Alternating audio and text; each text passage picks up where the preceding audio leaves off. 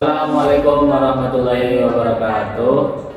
Ya, ini dari kelompok 13 akan menjelaskan mengenai teori keseimbangan First-Heider, teori keseimbangan Heider. Sebelum melangkah lebih jauh, kita mengenal dulu siapa sih itu First-Heider itu. First-Heider itu adalah seorang psikolog dari Austria yang pekerjaannya terkait dengan aliran-aliran Gestalt gitu. Pada tahun 1958 First-Heider ini menerbitkan sebuah buku yang diberi judul The Psychology of Interpersonal Relations yang memperluas ceritaan tentang teori keseimbangan dan teori atribusi. Oke, pada kesempatan kali ini tentunya kita akan membahas mengenai salah satu teori yang dikembangkan oleh First-Heider ini, yaitu adalah teori keseimbangan. Kemudian buku ini menyajikan analisis yang luas tentang kerangka konseptual dan proses psikologis yang memengaruhi persepsi sosial manusia. Fun fact dari buku ini, First-Heider sendiri menyelesaikan buku ini selama 15 tahun lamanya. Itu sebelumnya sudah diedarkan terlebih dahulu oleh kelompok-kelompok kecil psikolog sosial.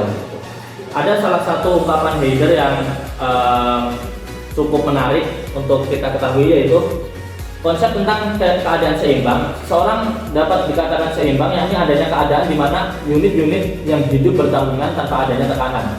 Jadi mereka dapat menciptakan suatu keharmonisasi dan tidak ada tekanan-tekanan yang mengganggu keseimbangan dalam komunikasi mereka. Kita membahas dalam ranah komunikasi karena memang kita berada di lingkup ilmu komunikasi seperti itu. Dan jika manusia menghadapi ketidakseimbangan, itu otomatis akan muncul rasa tegang dan tertekan. Jadi akan ada tekanan-tekanan yang menyebabkan keseimbangan tersebut tidak terrealisasikan seperti itu.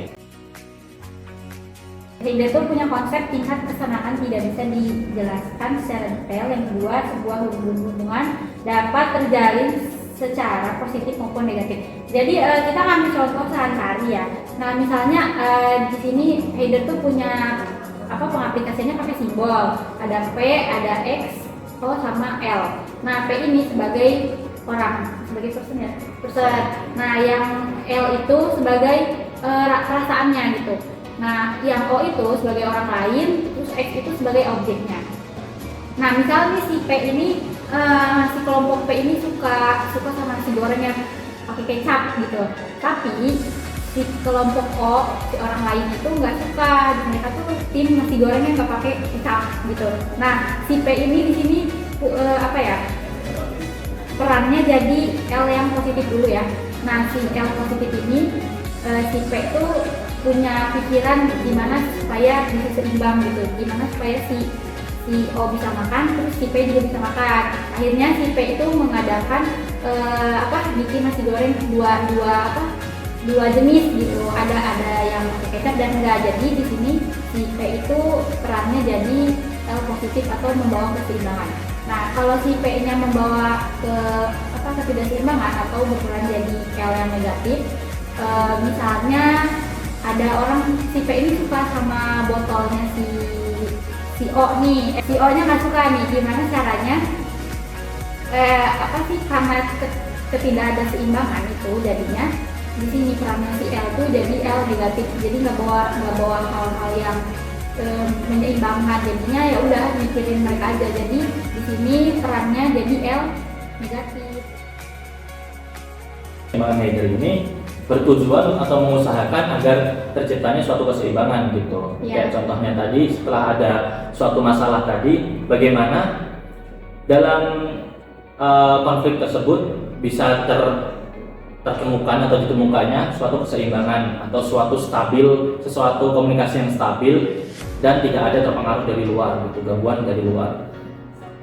Kemudian Heider sendiri juga meyakini bahwa setiap seperti ungkapan tadi, setiap manusia memiliki kecenderungan untuk menyeimbangkan hubungan dengan objek-objek di sekitarnya gitu. Teori keseimbangan yang berkaitan dengan hubungan individu dan objek dapat menjadi dua sisi.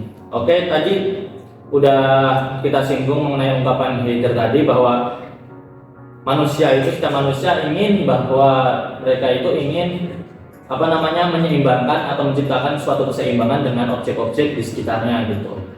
Nah, tentunya hal tersebut menimbulkan positif dan negatif gitu. Yang positif ya relasi yang terjalin secara positif melibatkan perasaan saling menyukai, sependapat dan mendukung. Jadi antara tadi yang sudah dijelaskan oleh Mbak Nazla, antara P dan O itu di sini sama-sama sependapat, atau kalau menyukai sama-sama menyukai, kalau tidak sama-sama tidak, untuk menganalisis suatu X tersebut gitu. Itu terciptalah suatu positif. Kemudian ketika negatif, relasi negatif terjadi apabila tidak ada rasa saling menyukai dan memiliki atau sependapat. Jadi antara P dan O itu tidak sependapat pemikiran untuk menganalisis suatu X tersebut. Itu. Jadi nggak mencari solusi karena biar kita tuh seimbang gitu. Terus aku ada satu contoh lagi, ada satu studi kasus tentang TKW.